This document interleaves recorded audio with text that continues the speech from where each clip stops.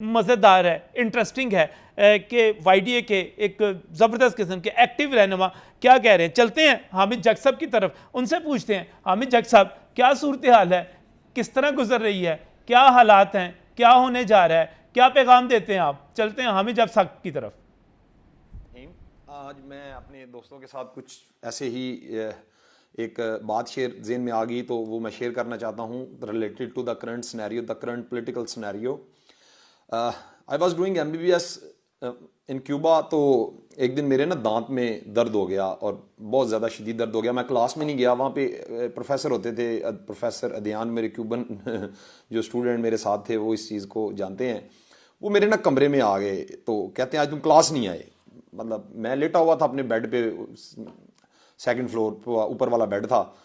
तो मैंने आगे से ऊँ की कि मुझे दांत में दर्द है बहुत ज़्यादा ना। तो उसने ना अचानक से मुझे ना कहीं से पकड़ के ज़ोर से दबा दिया, लाइक वेरी, मुझे एकदम से दर्द हुई और मैं जल्दी से उठ के ना बैठ गया। मैं कि ये क्या कर रहे हो? तो आगे से मुझे कहता है कि मैं तुम्हें तुम्हारी दर्द ठीक कर रहा हूं, मैं तुम्हें इतनी दर्द ज्यादा दे रहा हूं कि तुम्हारी अटेंशन इस तरफ डाइवर्ट हो जाए और तुम्हें वो वाली दर्द जो तुम्हें दांत में हो रही है वो भूल जाएगी। हमारे साथ यही हुआ है, जो रिसेंटली हमारे साथ हुआ है। मैं अगर बहुत दूर ना भी जाऊं, एक साल भी पीछे चला जाऊं, एक साल पुरानी बात, वैसे तो 3.5 साल गवर्नमेंट रही है पीटीआई की, और मैं इसका मैंने वोट दिया यहाँ से जड़ांवाला जाके एक कॉमन सिटीजन के तौर पे मेरा वहाँ वोट आ गया, वोट दिया। तो अब मैं पहला मैं मुखातब होना चाहूँगा अपने डॉक्टर दोस्तों के साथ जो कि इसको इज्जत बेइज्जती का मामला बना लिया है, इर्रिस्पेक्टिव कि हम उससे कोई बात करें, कि हम अकाउंटेबिलिटी करें। हमने उनको अपने पीरों फकीरों का दर्जा दे रहे हैं इन सियासतदानों को, जो कि इनकी बिल्कुल औकात नहीं है। मैं आपको याद दिलाना चाहता हूं वो टाइम जब हमारे ऊपर एमटीआई थोपा जा रहा था, जिसको हमने प्राइवेटाइज के नाम पे हमने अपनी टर्मिनेशंस करवाई। हमने प्राइवेटाइजेशन को रोकने के लिए हमने 30 दिन हॉस्पिटल्स में हमने एहतजाज किए, हम सड़कों पे आए, हमने इनके जुल्म बर्दाश्त किए।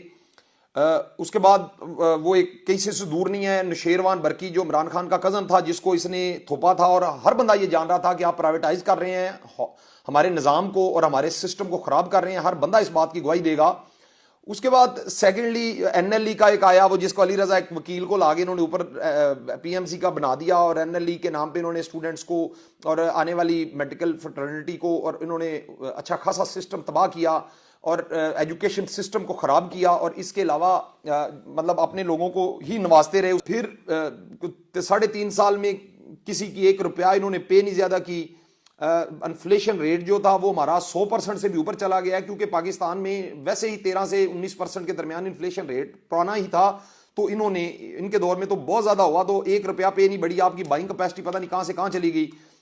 अनएम्प्लॉयमेंट की बात करें तो मैं ये एक बड़ा इंपॉर्टेंट इंटरेस्टिंग वाकया है जो कि मैं दोबारा याद दिलाना चाहता हूं कि रहीम यार खान में एक जिस ईसीजी टेक्नीशियन के पोस्ट के लिए किसी, मेरा ख्याल है रहीम यार खान था, कोई साउथ पंजाब का एरिया था, ईसीजी के लिए एक डॉक्टर्स ने उनके ऊपर अपनी एप्लीकेशन दे दी। अनएम्प्लॉयमेंट का ये लेवल है कि कहीं पे 15 पोस्टें आती हैं और 1500 से ज्यादा डॉक्टर वहां एप्लीकेंट होता है, और वो भी सारी की सारी सबको पता है कि सेक्रेटेरिएट में पोस्ट का क्या रेट है, ट्रांसफर का क्या रेट है। मुझे कोई अगर डॉक्टर इससे नहीं है वाकिफ तो मुझे बता दे कि ऐसा नहीं है कि आपको क्या पोस्टिंग ट्रांसफर का रेट क्या 1.5 से 2 लाख नहीं है सेक्रेटेरिएट में। मुझे अगर मैं गलत कह रहा हूं तो मुझे यह बता दें, इस वक्त एक एमओ की सीट लेने का पेरिफेरी में रेट 4 से 8 लाख नहीं है। कोई अगर मैं झूठ कह रहा हूं तो मुझे करेक्ट करें।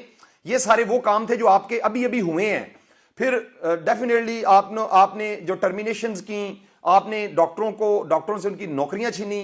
फिर सबसे बड़ी बात है जो कि यास्मीन राशिद का एक करप्ट खातून का जो कि बिहेवियर है डॉक्टर्स के साथ, डॉक्टर फ्रेटर्निटी के साथ, वो आप कैसे भूल गए इतनी जल्दी? किस तरह वो आपको नीचा दिखाती रही इन 3.5 सालों में, किस तरह उनने अपनी गर्दन के ऊपर अपने पैर रखे मेरे ना उसने कोई प्रोफेसर छोड़ा, ना उसने एक्सेप्ट वो उसके जो 4-5 उसके मंजूर नजर लोग थे, मैं नाम नहीं लूंगा किसी का, उसके अलावा इसने दूध याद दिलाया, इसने सारे के सारे डॉक्टर्स को जलील किया, रुसवा किया, और अपनी अपनी बेटी को एडजस्ट करने के लिए जो आप मैं बिल्कुल ये बताना चाहूंगा, ये जो गंगाराम की विसिनिटी में मदर एंड चाइल्ड हेल्थ बनाया, अपनी बेटी इसकी यूके में काम कर रही है, उसको यहां लाने के लिए उसकी भर्ती भी होगी हुई है, अभी ये बना भी नहीं है, उसकी ये भर्ती पहले करके जा रही थी। ये सारे का सारा ड्रामा इतना बड़ा अपनी औलाद को सेट करने के लिए, और इस करप्ट औरत ने कभी ये मतलब इसको जी ब्रेस्ट कैंसर हो गया, इसको सिंपैथी दो। भाईजान, हमें सिस्टम की अकाउंटेबिलिटी मांगते हैं। अगर आपको कोई मसला है तो आप छोड़ देती सीट, कोई और आ जाता, काबिल आदमी आ जाता। ये कैसे हम भूल जाएं? ये कैसे डॉक्टर कम्युनिटी ये आपके ये कारनामे भूल जाए? हम नहीं भूलने देंगे। आज अगर इमोशनल हुए पड़े हैं डॉक्टर्स, मतलब किस तरह खूबसूरती के साथ आपने, इमरान खान, अब मैं आपसे मुखातब हूं, किस तरह खूबसूरती के साथ आपने जो आपको दांत में दर्द थी वो आपने पैर दबा के सारी अटेंशन वहां डाइवर्ट कर दी है। हम खुददार कौम है, किसी के कहने ना कहने से हम खुददारी से नहीं हट जाएंगे। लेकिन आपका मैनिफेस्टो क्या ये था कि मैं आपको किसी ऐसे इशू के ऊपर मैं आपको खुददारी का, आपको वो भी परसेप्चुअल कि आप कह रहे हैं कि ये खुददारी है। आपका क्या ये मैनिफेस्टो था? जिस आपके मैनिफेस्टो पे मैं आपको वोट डालने गया था, एक कॉमन शहरी, एक आम आदमी, मैं आपको वो याद दिलाना चाहता हूं। इमरान खान, जरा सुन लो, आपका मैनिफेस्टो में था एजुकेशन, आपके मैनिफेस्टो में था हेल्थ, ये आपकी प्रायोरिटी थी। आप कहते थे सड़कें ना बनाओ, ये मुझे ठीक करने दो, सड़कें आप खुद बना लोगे। क्या आपने एजुकेशन में किया? क्या आपने अस्पताल बनाए? क्या आपने हेल्थ डिपार्टमेंट का कोई बजट एलोकेट ज्यादा किया? क्या आपने लोगों को फैसिलिटेट किया? हॉस्पिटल नए बनाए? अपना एक हेल्थ कार्ड के नाम पे उसके ऊपर भी पीटीआई की वो लगा के तस्वीर, इमरान खान की तस्वीर लगा के अपनी मशहूरी के लिए वो आपने एक नया स्टंट, जिसका ना कोई लेना ना कोई देना, ओनली प्राइवेट हॉस्पिटल्स को आपने स्ट्रेंथन किया। इसके साथ किसको नहीं पता इस सारी बात का? इसके अलावा आपका मैं बताऊं, आपने जो एम्प्लॉयमेंट देने का वादा किया, 1 करोड़ नौकरियां, वो कहां है? आपने जो 50 लाख घरों का वादा किया, वो कहां है? ये आपका मैनिफेस्टो था। ये कहां से आपका मैनिफेस्टो आ गया कि जब अमेरिका और रशिया में से मुझे चूज करना पड़ेगा तो मैं रशिया को चूज करूंगा और अमेरिका को नहीं करूंगा? एक आम आदमी को इससे क्या फर्क पड़ता है? एक आम आदमी को आप अमेरिका को चूज करें, आप रशिया को चूज करें, क्या फर्क पड़ता है? That is the national policy.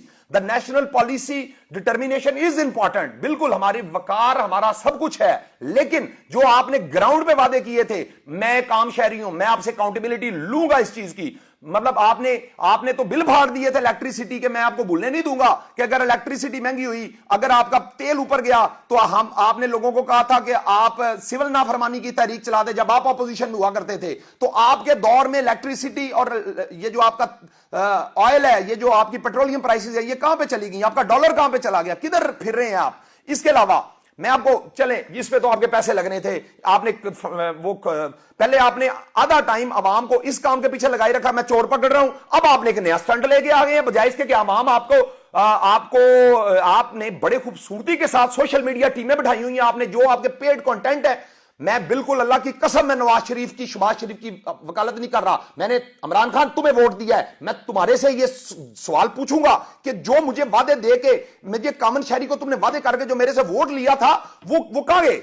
अच्छा, ये तो आपके, चलो ठीक है कि आपके नहल आदमी है, आपने ये तो काम आपके करने वाले नहीं थे, आपने सिर्फ झूठ बोले थे। कोई स्ट्रक्चरल चेंज आपने कहा, आपने नारा मारा जो कि मुझे बड़ा पसंद आया कि भाईजान मैं ग्रॉस रूट पे पावर दूंगा, मैं निचले तबके को पावर दूंगा। कैसे? उसका एक तरीकाकार था। एक आपने कहा था मैं लोकल बॉडी इलेक्शन कराऊंगा और पार्टी इलेक्शन कराऊंगा। तो हमें यह बात बहुत चुभती थी, आज भी चुभती है कि क्या नवाज शरीफ, शहबाज शरीफ उस नून लीग के कल्ले मालिक है, बाकी आम बंदे का उसमें कोई लेन देन ही नहीं है। मारूसियत की सियासत को खत्म करो, आपने नारा मारा। क्या आपने किया? कहां है आपका पार्टी इलेक्शन? मुझे बताए ना, किस तरीके से एक आम आदमी आपकी जगह ले सकता है? मुझे वो तरीका वजह कर दें, कोई तरीका वजह कर दें कि आपकी सारी सियासत अपने गिर्द घूम रही है। आप खुदा हैं, आपने सारी अपनी पूरे मुल्क को आपने झोंस दिया है अपने आप को। फिर आपने वो जो एक और हरकत की, जो आपने चीफ मिनिस्टर पंजाब का लगाया बुजदार, जो एक क्लरिकल से ज्यादा उस बंदे का कैपेबिलिटी नहीं है। क्यों? सबको पता है, क्योंकि किसी काबिल आदमी को आप अपने सामने बर्दाश्त ही नहीं कर सकते। आप किसी काबिल आदमी को अपने सामने देख नहीं सकते। This was the reason. और उसके लिए आपने सूबे को जलता हुआ छोड़ दिया। आपने हेल्थ डिपार्टमेंट, एजुकेशन डिपार्टमेंट, आप इंस्टीट्यूशनलाइजेशन की बात करते थे, कौन सा दायरा आपने मजबूत किया है? मुझे बताइए ना कि आपने सिवाय इसके कि अपनी जो आपके दिमाग के अंदर, जो आपके इस खोते दिमाग के अंदर जो आपकी बुद्धि थी, उसके अंदर जो कुछ आता है वो ठीक है। इंस्टीट्यूशनलाइजेशन का मतलब होता है कलेक्टिव एफर्ट, इंस्टीट्यूशनलाइजेशन का मतलब होता है एक अदारा मजबूत करते हैं हम। ये नहीं होता कि जिसको आप कहेंगे वो इंस्टीट्यूशन है। इंस्टीट्यूशन की एक किताबों में एक अपनी डेफिनेशन है जो कि एक जो चेंज नहीं हो सकती आपके कहने से। इसलिए मैं अपनी डॉक्टर कम्युनिटी से, मैं बिल्कुल अपने जो मेरे अहलो अहबाब हैं, जिन लोगों के साथ मेरी बात पहुंच सकती है, मैं उनसे रिक्वेस्ट करता हूं आप बिल्कुल पीटीआई का साथ दें। मैं नहीं कह रहा कि आप पीटीआई को छोड़ दें, आप बिल्कुल, मैं भी नहीं दूंगा, मैं भी नून लीग का साथ नहीं दे रहा, लेकिन इस बंदे से अकाउंटेबिलिटी लें। This is the system. Democracy उस दिन ऊपर चढ़ेगी जिस दिन आप अपने जिनको वोट देंगे उनसे अकाउंटेबिलिटी लेंगे। जिनको आप वोट नहीं देते उससे क्या अकाउंटेबिलिटी लेनी है? मैंने इमरान खान को वोट दिया है, मैंने इसी से अकाउंटेबिलिटी ली। जी नाज़रीन, ये वो डॉक्टर हैं जिन्होंने इमरान खान साहब को वोट दिया था। अब वो एहतसाब की बात कर रहे हैं, अकाउंटेबिलिटी की बात कर रहे हैं, उन जुल्मों की, उनके जज्बात आपने देखे, पता नहीं किधर से कहाँ पहुंच के वो हामिद जगसप थे, YDA के रहनुमा हैं।